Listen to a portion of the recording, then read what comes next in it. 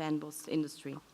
She currently manages the administration communication of that body, and she represents Cape Flora at relevant events.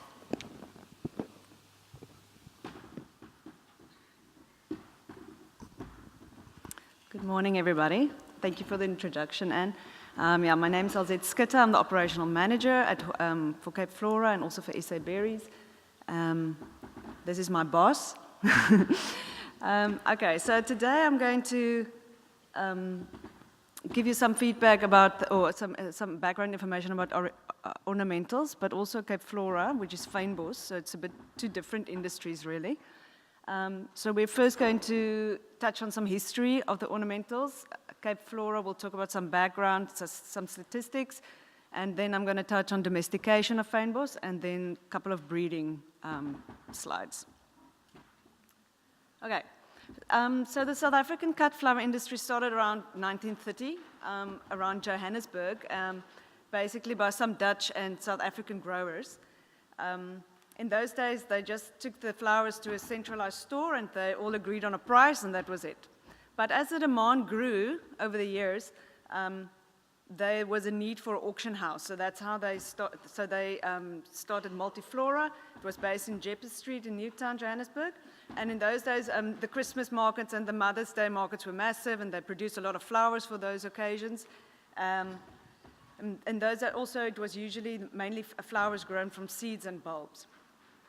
And the gladioli was big in the summer months, and in the winters it was daffodils and ranunculus and anemones. So the production from bulbs and flowers were much higher in those days. And by the way, I got all this information from the president of the South African Flower Growers Association, Mr. Jack Duif. So these are his words. Today, the cut flower production is in greenhouses mostly. It's not grown out in the field anymore. Apparently in the 60s and the 70s, it was quite, well, basically people grew flowers in the field up to 40 hectares and employed hundreds of people, so that must have been a wonderful sight, but unfortunately it doesn't exist in South Africa anymore. We mostly have roses and chrysanthemums, which are now the main flowers for the ornamental industry. We also grow lilies, gerberas, greens, sunflowers, and even tulips, plus other flowers grown from seeds and cuttings. And these are all sold at Multiflora on a daily basis. At Multiflora, they use the Dutch clock system, which is, I haven't seen myself before, and I still want to do that, but basically they start with a high price, and it comes down, and when you're ready to buy, you just push the button, and then the lot is allocated to you. So the growers don't know beforehand what the prices will be. It's basically based on supply and demand. There are also several agents and wholesalers buying for the local market at Multiflora. Flowers are bought and shipped and packed and everything on the same day, as it is a perishable product. So this is what Multiflora looks like.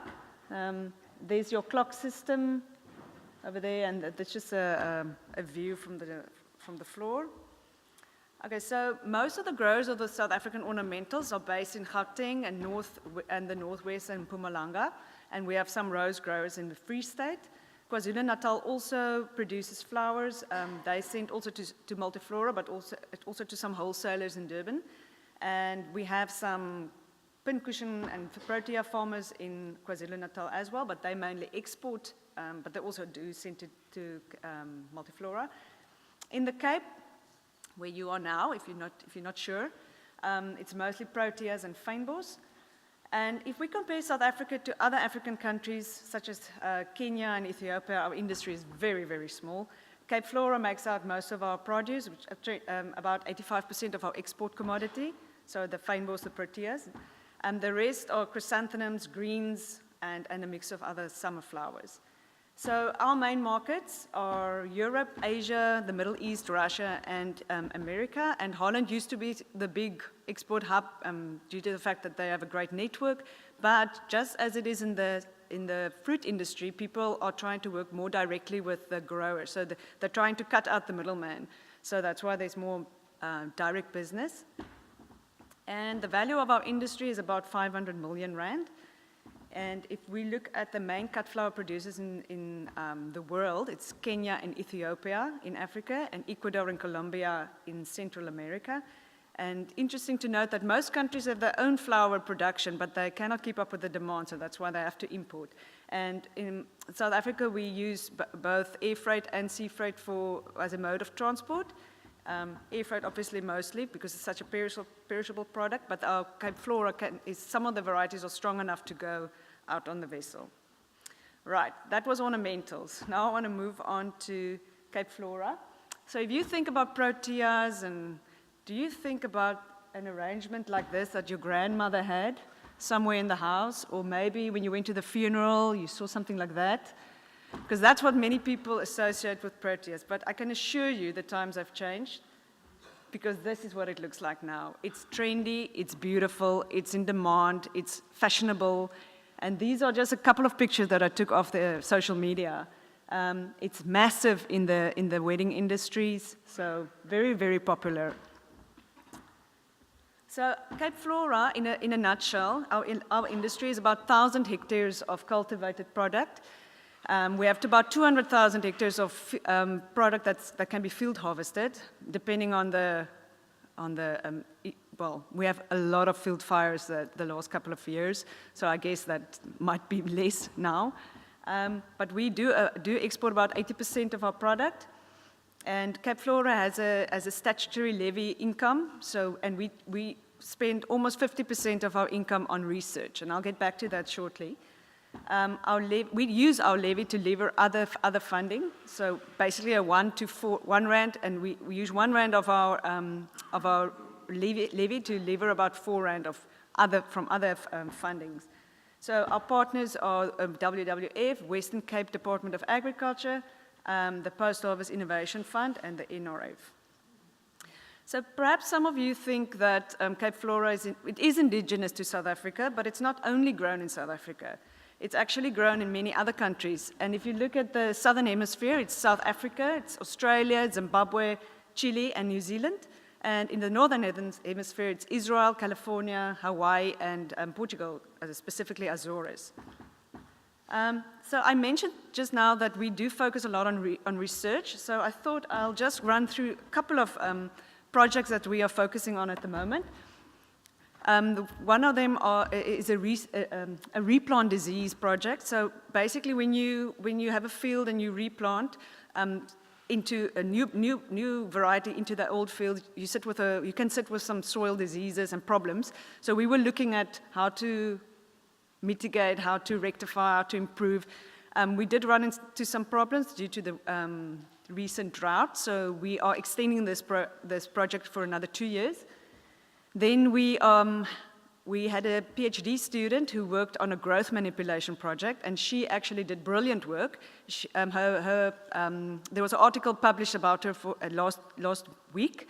She actually, in her research, found a way to elongate the stems of the pincushion and also make it straight, which is brilliant for the exports.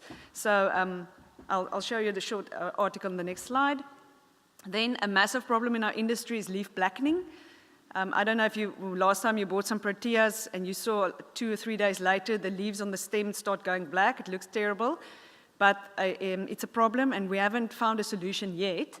We do have some ways of keeping it under control, but we haven't eliminated it yet, but we have identified the gene that switches the process on, so I think we'll see some good work coming through in the future. Then I've heard that there's almost all bugs and all fungi and all gogas, you name it, it attacks a protea bush out in the field. So we do a lot of work on chemical registrations, and we have found, in the last 6 months, we have 2 new pesticides being approved for the use on proteas. If anybody who's involved with this process knows that is a massive breakthrough for any industry. Okay, and then the last program that we're focusing on we call it CATS. It's Controlled Temperature Treatment System Technology for the control of phytosanitary pests on Proteaceae.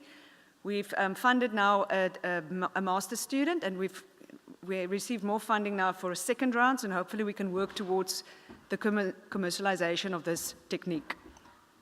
Okay, so this is our hero in our industry, Eugenie Lynn Lowe. She is the one who came up with this magic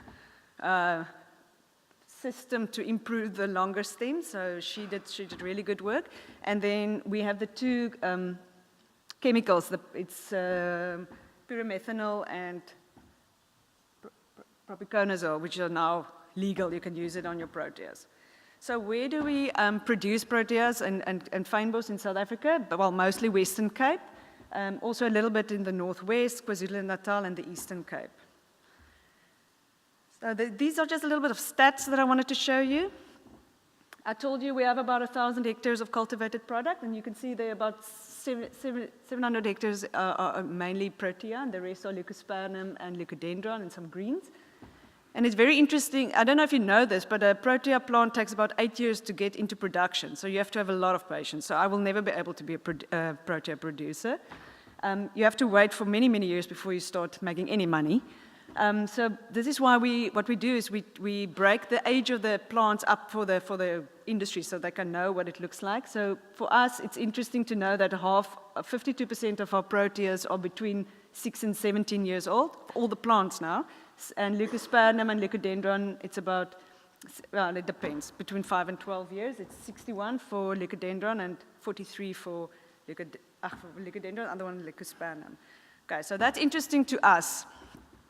So I thought I'll tell you about the exports. What are the varieties of protea that gets exported from South Africa? What are the main ones? Main one is Blushing Bride, followed by Cineroides, that is your king protea, very popular abroad, followed by Sylvia and Pink Eyes. So I don't know if you know what it looks like, but I thought I'll throw that in there for you guys. That beautiful one up there is your Blushing Bride. That is your king protea. It comes in different colors also. That's Sylvia, and that's your Pink Eyes. This is just a trend to show you what our exports looks like. So we peak here in our winter times and early spring. Comes down a little bit, and then it picks up again in our autumn again. So that was protea. So the next category is leucodendron. That's your leafy protea. Not protea, leafy fynbos. I'll show you now. It's an interesting group. So leucodendron, the main variety is Safari Sunset, followed by Jade Pearl, followed by Rosette, and then this Plumosum. And to show you what that looks like, that would be your Safari Sunset, that's your Jade Pearl, your Rosette, and your Plumosum. So they look a bit different, if you can see. Okay, another trend that will just show you that we peak in our springtime when it comes to these exports. Now we get to the pincushions, or also called leucospermum. And our number one there is your Succession, followed by Salil, followed by Tango, and then Jelena. And that is what they look like. So I'm still waiting for the purple and the pink ones to come out, because I think I'll start buying them when they're that color. So these are your leucospermum trends that they also peak in September, October, when they're in production. But we also export bouquets, we also export greens, and I just threw that in there so you can see we do a lot of bouquets also from South Africa, and that's where your field harvested product come in. So that's where that 200,000 hectares become important.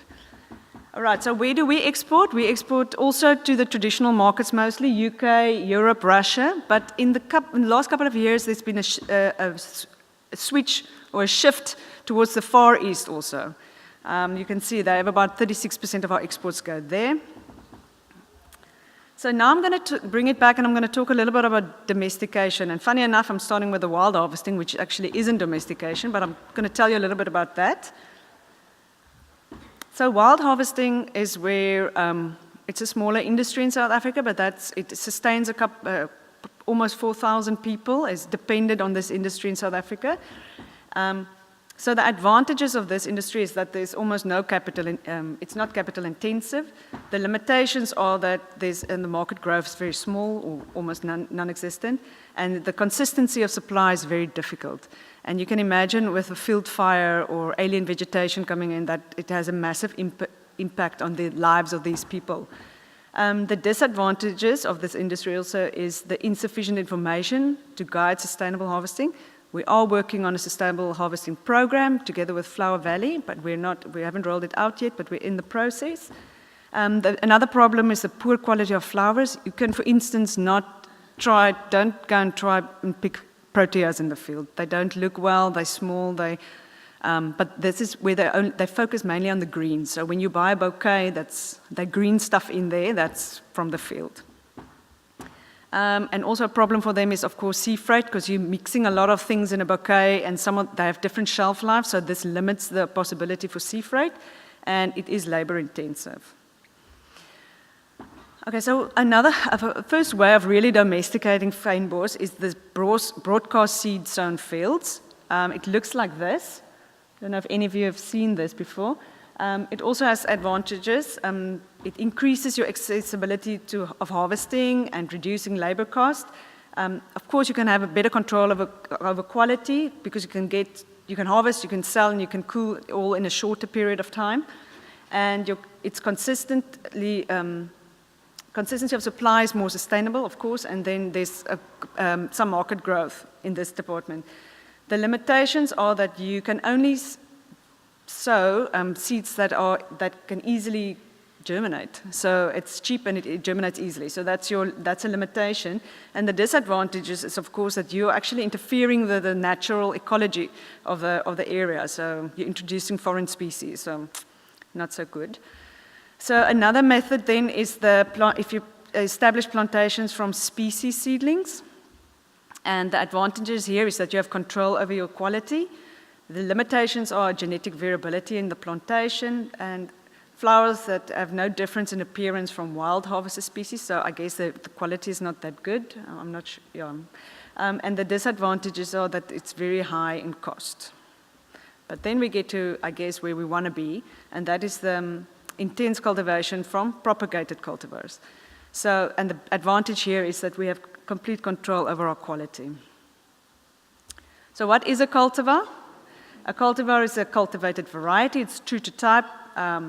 It can be propagated by vegetative cuttings, and it has a proper name. So it's Protea cineroides, for example, Mediba. How do we protect our cultivars? In South Africa, we register them, their names with the International Protea Register. We apply for plant breeders' rights. We protect the breeders, that protects the breeders' intellectual property. It's unique, new type of plant. It's protected for 20 years, and it's entitled to a royalty on every cutting. So if we look at our cut flowers then, within Cape Flora, or Fynbos, as we call it also, we have Protea, we have Leucospernum, which is your pincushions, and we have Leucodendrons. But we have others also, and this is where field harvesting comes in. We have the Asteraceae, we have the Brunia, very popular, also very popular under thieves. They like to steal it and sell it for massive prices. We have Ericas, also very popular.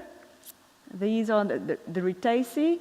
We have the, I'm not going to try and say that word, I'm just going to say it's lamb's tail.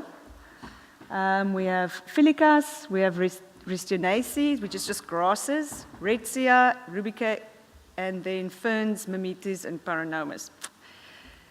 Okay, so if you're a breeder, what are you looking for within this industry? What are the things you need to focus on? So we look at consumer needs, we have to focus on exporters' needs, we have to look at producer needs, and nurserymen needs. So a consumer loves a product that has an acceptable or amazing color. It needs a long vase life. It has to have long stems. It must have a fragrance, affordable.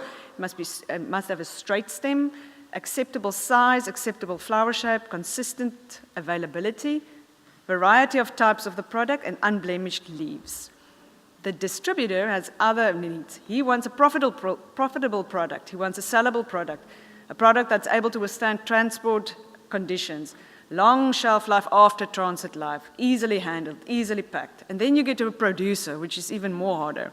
They have another list of needs. So they need a profitable product, an easily established planting material, quick growth to first harvest. Remember, I told you it takes 8 years to produce. They want it, of course, in a shorter time. They want high yields of stems, obtaining the highest prices, insect and disease-free, adaptable planting material, easily harvested stems, affordable planting material, available planting material, flowering at the time where the prices are the highest, sellable products, and easily handled and packed. In fact, if it could pack itself, it would be top-notch. Nurserymen needs, disease-free mother stock, of course, insect-free mother stock, fast-growing mother stock, and excellent rootability.